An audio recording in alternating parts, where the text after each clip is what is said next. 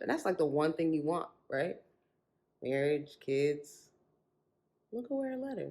But there is no like, oh, well, we're not sure this guy. No, you're guilty. Yeah, tell us the truth. Tell us right. what happened. She was going in.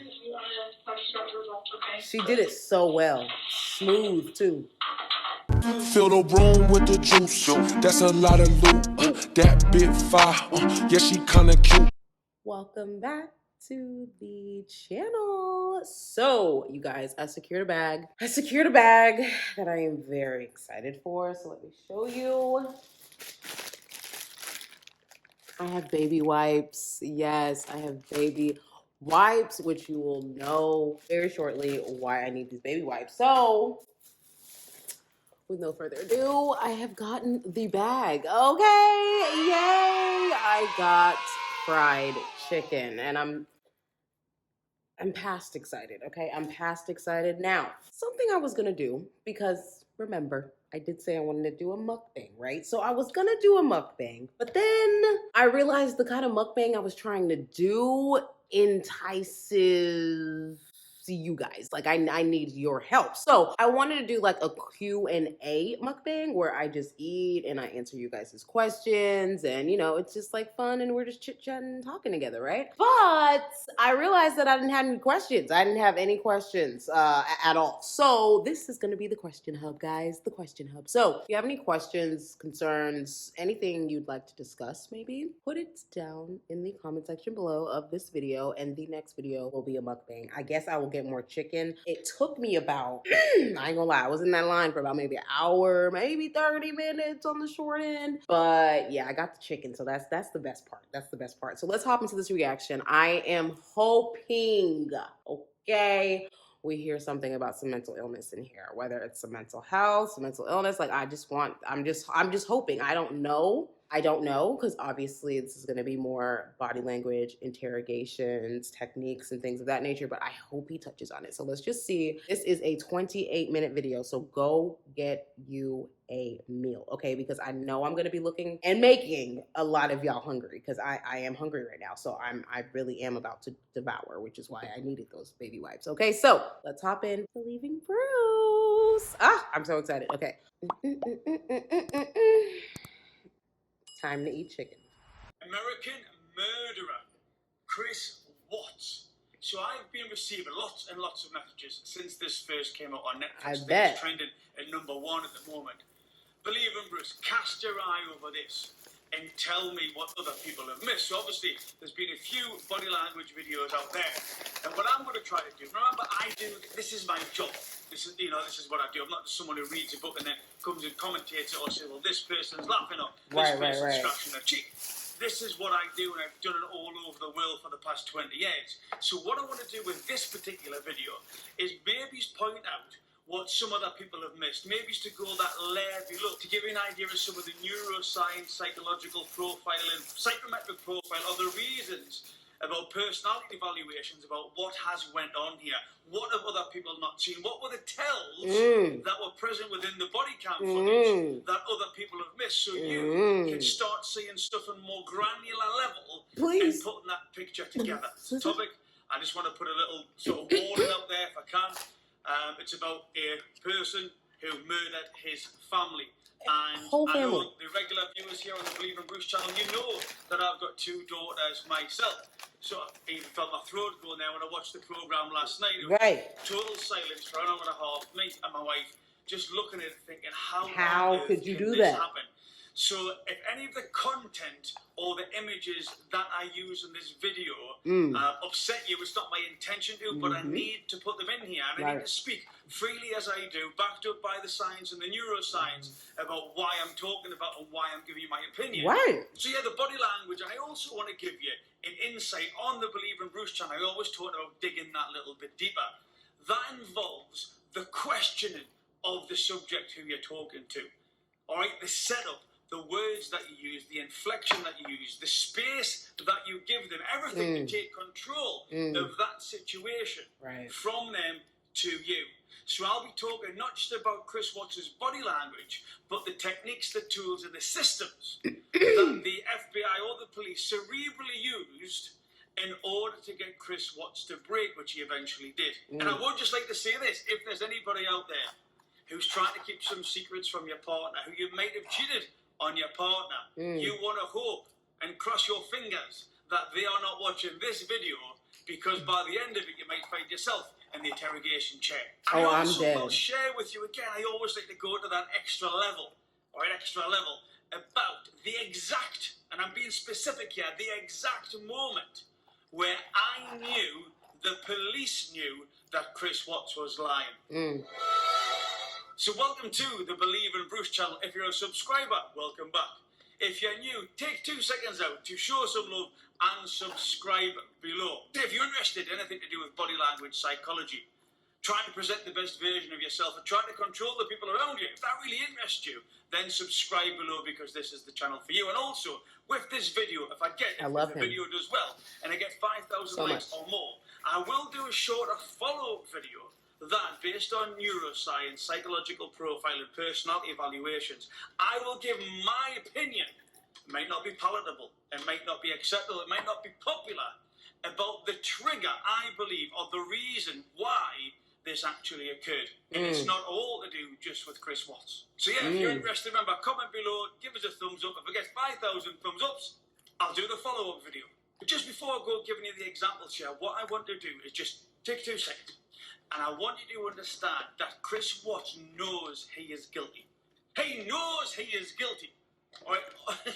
Without a shadow of a doubt, he knows he is guilty. Why is this important? Well, when you're trying to lie about something, unless you've got certain mental conditions, you cannot kid yourself that you have not done it. All right? This is where the limbic system comes in. This is where the fight or flight comes in. This is where the adrenal dumps come in. So although he thinks he's in control of that situation, as soon as he starts getting asked questions, that amygdala starts kicking in. You can't control those autonomous reactions, all right? But the fact is, just like you, if you've done something and you know you're guilty, we're already primed to react like we are guilty, and that's what the interrogation process, all interrogation processes really zone in on.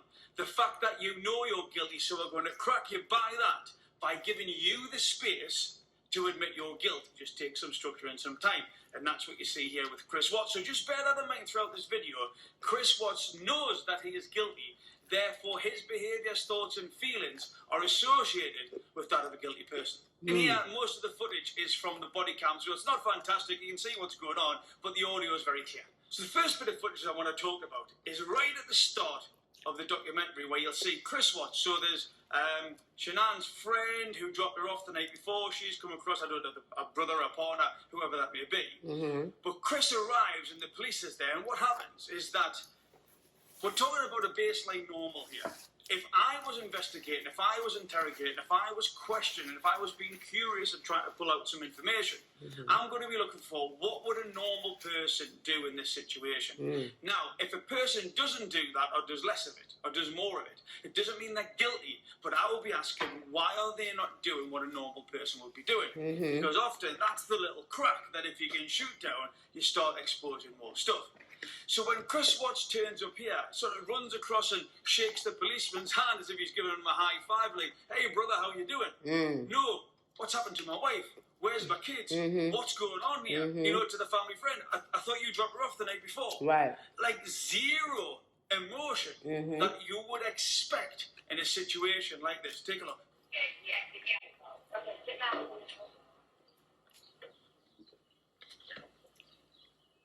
Scott, how you doing? So this is the only vehicle she would have? I'm done. She would drive? Okay. Now it's interesting because here is where Chris Watts starts to try to tell a narrative. Remember, he knows he's guilty. And you'll see what he does is he starts to introduce chapters, if you will, of a book about, well, this has happened, and then this has happened, and then he's trying to paint a picture. And one of the first things I want you to do is notice when he says, all the girls' blankies are gone. They never go anywhere without their blankies. So that bit of information, what I call the secondary bit of information, wasn't needed. But it's the way that all the girls, again, there's no emotion, there's no inflection, there's no cadence. And that's because the amygdala's kicking in. He's trying to control everything within his brain. And when you've got some fear in front of you, everything is reduced. Because you're trying to, there's that many plates going on inside his head. That would give an obvious explanation, if you know what you're looking for, about why that energy is not there that you would expect in that situation. All I go with blanket is gone. Their blanket they sleep with, they don't leave anyone without. Good. In quick succession, we get another one here. It's where Shanann's phone is found. And rather than, I mean, he does something weird with his hand. It's like he wants to pick it up, but he doesn't. Like there's something going on in his head there when he goes to pick up the phone. But again, it's an unneeded bit of detail, a bit of accuracy, that if I was the police officer and I was trained to be able to listen, wait, what am I expecting? What's happening? What's not happening? What's present? What's not present? It's her lifeline. So the girls wouldn't go anywhere without the blankies. Shanann, what I'm saying is she wouldn't leave the phone. This is her lifeline. I've had all the words in the world to use, and what I've said is this is her lifeline. I want you to understand that a story I'm trying to paint here is very much that they've just upped and left.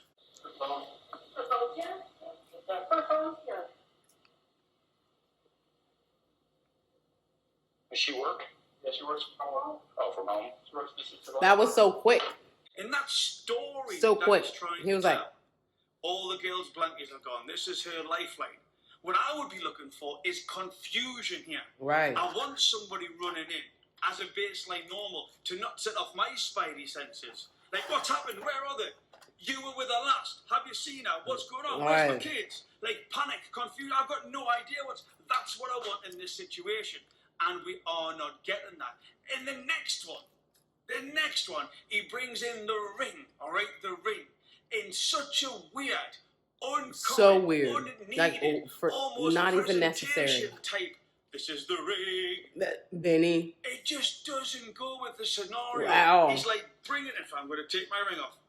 Can I do love you, darling? I'm just using it for demonstration purposes. It will go back on as soon as I have done this. Right. But he brings it in, like, and he's looking to say, everybody, look, I have found the ring. And he just looks at it.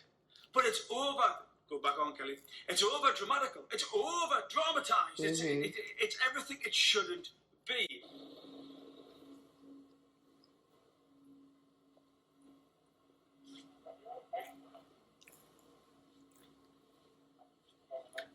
It's just crazy. It's just like, wow. And then it moves on to the neighbour's area, right? So they went into the neighbour's house. Bearing in mind, if this was me, a dad of two young girls, right? So I think I can connect here. And admittedly, my baseline is different to Chris's baseline, but I'm a dad of two young girls as well. And he goes at the neighbours have got the CCTV. The neighbour brings up the CCTV, and he's not even looking at it. I'll be like, stop, zoom in, rewind. What was that? Oh, it was a bag of crisps. Okay, but whoa, stop there. Who's that? Whose is that car? You don't get anything of this. You don't get anything what would be expected in this situation. To the point where he's actually more focused because he knows that he backed up the car and put the bodies in. He knows that. Okay, remember, he's operating from a perspective of guilt, a standpoint of, I know that I've done that. But what he's really trying to do is he knows his neighbour knows. He knows his neighbour knows that he usually parks his car in a different place. So what he's done here is he's come in with a reason to try and validate, to try and calm the neighbour down. And the neighbour picks this up in the next video. But when he's reversing in, he's like giving such a detailed answer on the reason why he reversed his car into the garage. He's answering a question that nobody asked. Again, that would alert my spidey senses. Why are you giving me all this detail when I haven't even asked you? I didn't ask you if that was your car reversing up against it, or why did you do it? But you just went into War of the Roses about why you just parked your car in the position that you did. That's uncommon. Right, that's uncommon. That's not needed. Boom, boom, boom. All these warning signs are I'm going saying. on. That's because he knows his neighbour knows he doesn't usually park his car there. Driving from this street. This is him at 517. Look at the way he looking down, too. I'll be on the side of my Just looking down the whole time. He's just working everything out there, all the tools that I had to bring in. Can you imagine being that neighbor and just being like, Everything he sorted out. can y'all wake up? This man did it. And the whole world is just like, The other week when people were what's going on? Out of, like, garages, stuff like that. And I have your mark right here. Yeah. So someone see it. He was someone tried to jim me with a flathead screwdriver. Now this bit did get us. He's at the neighbour's house at the end of that conversation, and he looks towards the TV, and you see the fetus on the TV. Now again, it's been widely reported that Shanann was pregnant. He even says 14 or 15. That was old her. I don't in care this what no one particular says. section of the video. That was And her. there's a trigger there, all right? Oh, There's yeah. a trigger. He sees the trigger, the image. Oh, yeah. He doesn't want to talk about it. I'm not saying he had to talk about it. Mm-hmm. What I'm saying is Because that was he her. gets triggered. We all get triggered by images, sounds, smells, anything to do with the senses. Why is this important? Well, it plays out later on in this video, sure so does. keep watching. But there's a trigger that the interrogators try to use that is not unlike what you see here in the TV. But take a look. Mm. Over there. Yeah, I thought nothing. Boom. Nothing for the rest of the day. That's it. There she go, right there. She's pregnant as well. And then when Chris leaves the neighbour's like, this is not him. This is weird. He was moving backwards and forwards. Now, he may be nervous, but he wasn't nervous when he was next door. Remember, we're looking for a baseline. The policeman says, oh, well, if you put yourself in his position, etc., then you might be nervous. Oh, stop.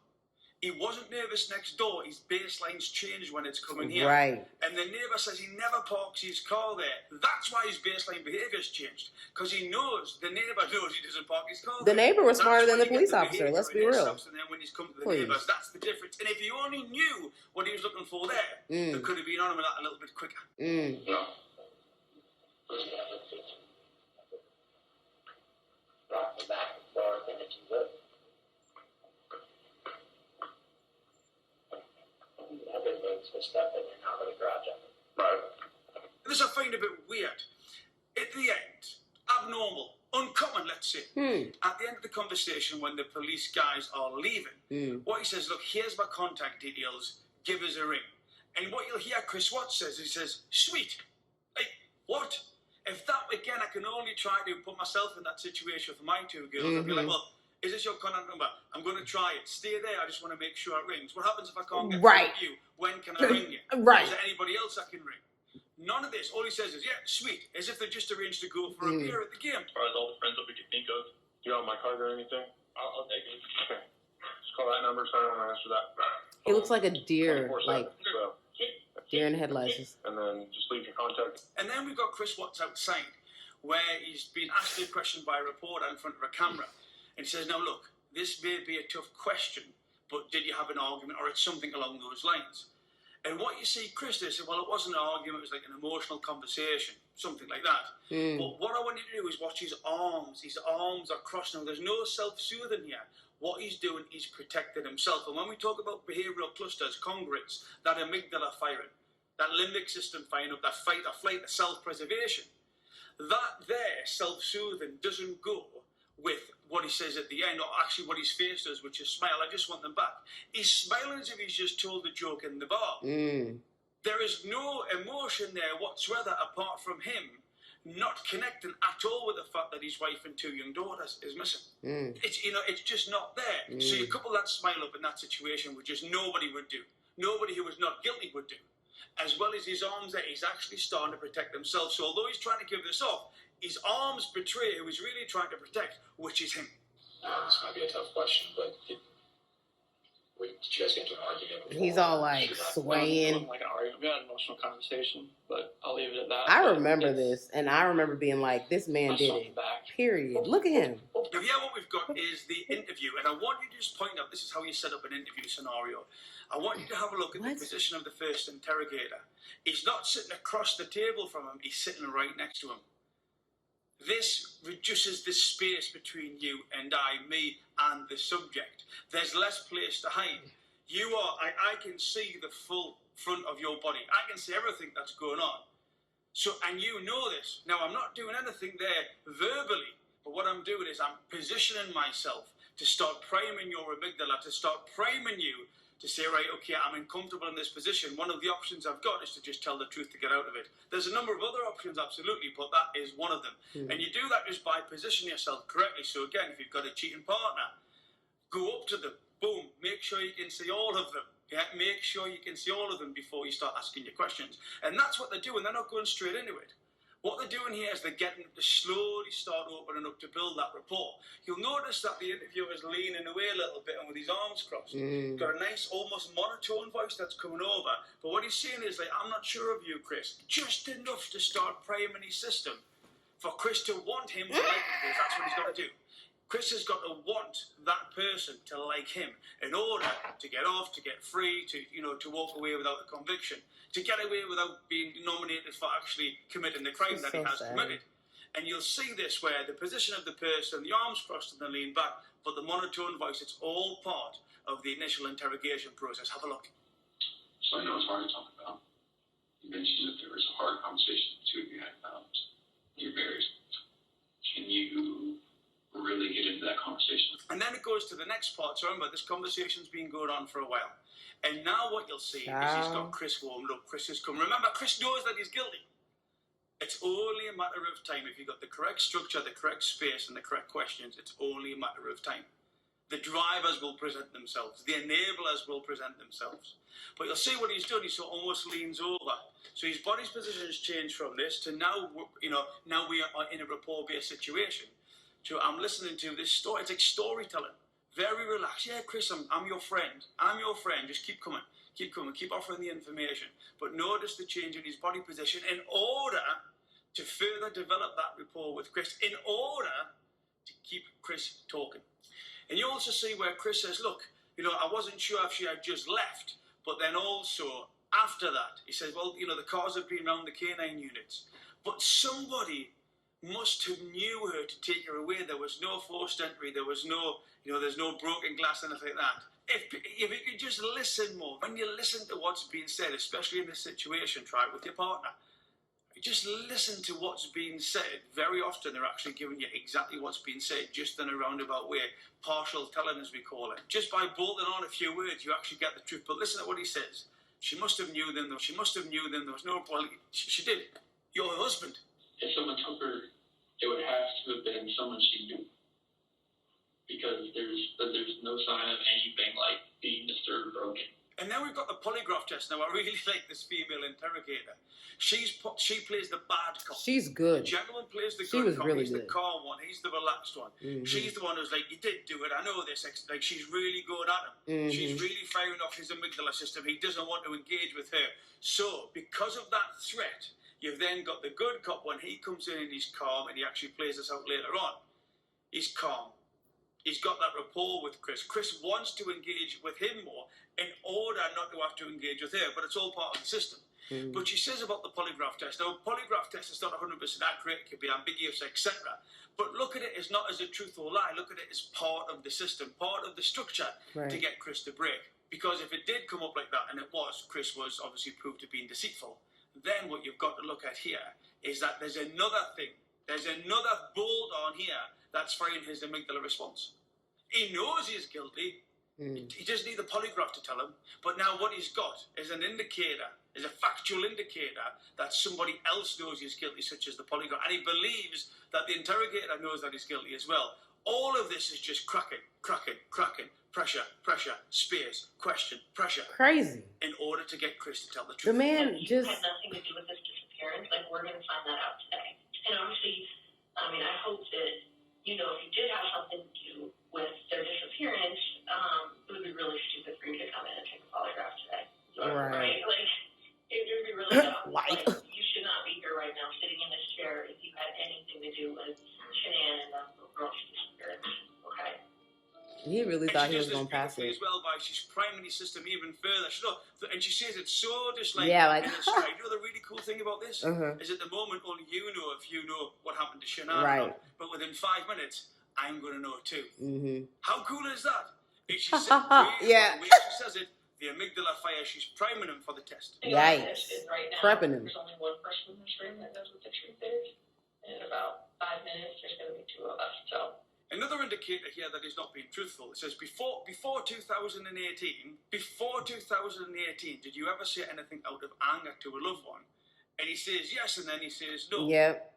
Why would you say no? Right. We've all been annoyed. Everybody's we've all been done that. frustrated. Hell, we've all been annoyed. We've all been frustrated. We've all said things we didn't want. Right. So for him to say yes, then change it to a no, well, straight away, again, my spidey senses, that's abnormal. He must be the most angelic person I've ever met in his whole life before 2018.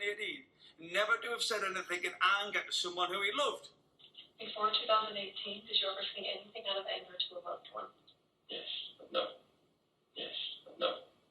Yes, but no. And then this is it, the bit where I know the FBI or the police knew that Chris was lying. So you'll see the polygraph test's over. Simple she starts question. winding up the wire. She walks back round. Simple. And Chris says, it's very hard to relax, etc. But And why? watch what she does when We she walks still out don't of the know room. why. She says, yeah, I know. Now in context, the old Pinocchio moment, yeah, I know.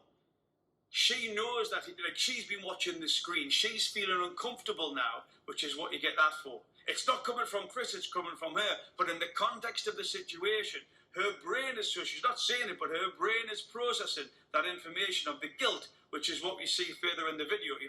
We know that you're guilty. We know you knew that you were going to fail the polygraph test. But she shows this just by that touch of the Pinocchio nose. It's kind of hard to relax. No, I get it.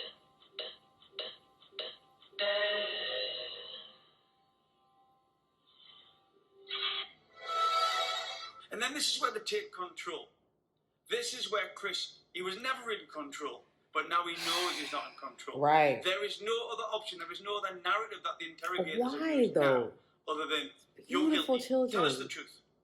You knew you were going to fail the polygraph test. Tell us the truth. Even to the point where when the female interrogator is saying, look, you've come in here, you knew you were going to fail it, you've basically tried it. I don't know why I told you that we would find out if you are guilty or not. But there is no oh, well, we're not sure this guy. No, you're guilty. Yeah, Tell us the truth. Tell us right. what happened. She was going in. She did it so well. Smooth, too. So, it was completely clear that you were not honest during the testing, but I think you already know that. You did not pass the polygraph test. Right. Okay. So now we need to talk about what actually happened. I feel like you're probably ready. And he's like laid back, like. Even to the point where Chris starts trying to And give a she's like- response. And the guy starts saying, no, Chris, just stop. Stop. Right. Stop. Stop. I'm in control here. We want to know. And he takes that even further by taking this control. I said, look, just breathe. And he even,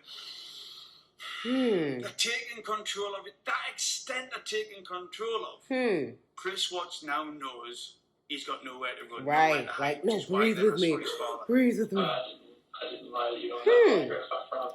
You're freaking I'm children. never stop. Stop. I'm done for me. Stop. Take a deep breath. I want you to take a deep breath right now. And then towards the end, before Chris says, can I get my father? She uses the trigger, the picture of the kids. You know what I said before about in the neighbour's house? Like, there's your kids, look at your kids. How can you lie about your kids? Tell me the truth now. Little girls can Show us that. Show us that. But then she plants a seed. Now, I don't believe she meant to do this, but Chris Watts latches onto it. And she says, did Shanann do something to the children? Did Shanann do something to them? Did Shanann hurt the children? And then you responded. Why is this important? I'll show you later on. Because this is the reason why he gives his father. But take a look at this part and remember the female interrogator just putting that out there. Did Shanann do something to the kids? Here you go. Did Shanann do something to them? No, I don't know. Did Shanann do something to them? No, I don't know. I'm curious. I have no clue. Then you wouldn't know. And then lo and behold, he's never mentioned it before. He's never said anything to the interrogators. Never said anything to anybody else. But the interrogator fed him that line. His father comes in. Remember, it doesn't matter who you are, your imposter syndrome, you're probably the same person in front of your parents as he was as a 5-year-old boy or girl. And that's what Chris has got going on. He's trying to broach the subject with his father, but rather than tell him what he's done, he feeds back the exact line that he just heard 5 minutes before from the interrogator. Have a listen. I want to protect her. What? I want to protect her. They want to protect her. I don't know what else to say.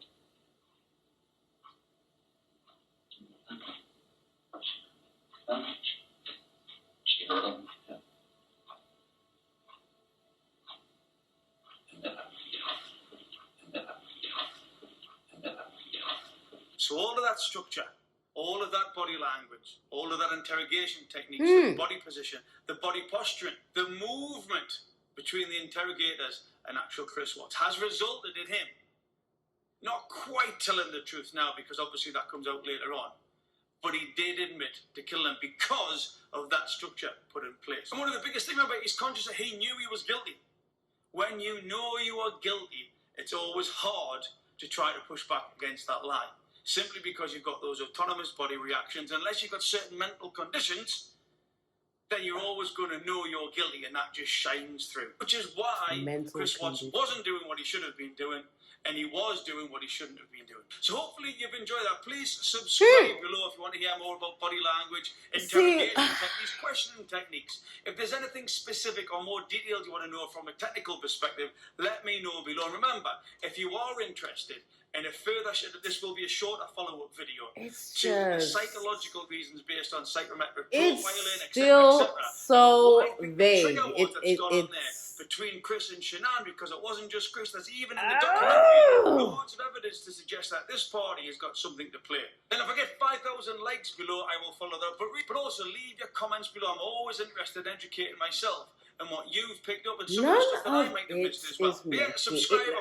I'm even more confused actually after that. Believe in Bruce. Remember to be kind to yourselves and each other. Yes, darling. Some type of evocative, emotional video on this type of topic, I'm off to give my daughters a hug. Aww. Such a sweetie. He's so sweet. Yo, but seriously though, like I honestly, like, now I feel like it just doesn't make sense even more. Because he's like, I don't believe that she did anything to those kids. I'm like, if she did something to the kids, and then he had to kill her because she did something to the kids. No, I just don't. It's a mind-boggling situation. It is a mind-boggling situation, and that is why I'm doing another video. That's why I'm doing another video, because it literally just. I don't know, man. I hope someday we find out more. I really do, because it doesn't, girl. Oh, it just makes me so mad. It just makes me so mad. It just makes me so mad. Like, oh my gosh. And that's like the one thing you want, right? Marriage, kids. Look at where it led her. Look at where it led her. It's just so. I didn't even eat my chicken. I literally only had one piece of chicken, so maybe we will do that mukbang. I don't know. I'll see y'all in the next video. We'll see. Let me know what questions you have, and let me know what y'all think about Chris Watts. Like, seriously, do y'all think Chris Watts didn't kill his kids? You think there's no way, bro. That narrative is just, does anyone believe that narrative? If you believe that narrative, let me know, because literally I'm scratching my head. Scratching and shaking. Like, I can't. I just don't understand. It just really is just, I just feel like she died for no reason. Like, it's just unfair. Like, oh, it's so annoying. Pulling out the coupe in the lot, 12 for a SWAT, busting all the bells out the box, hit the lick with the box.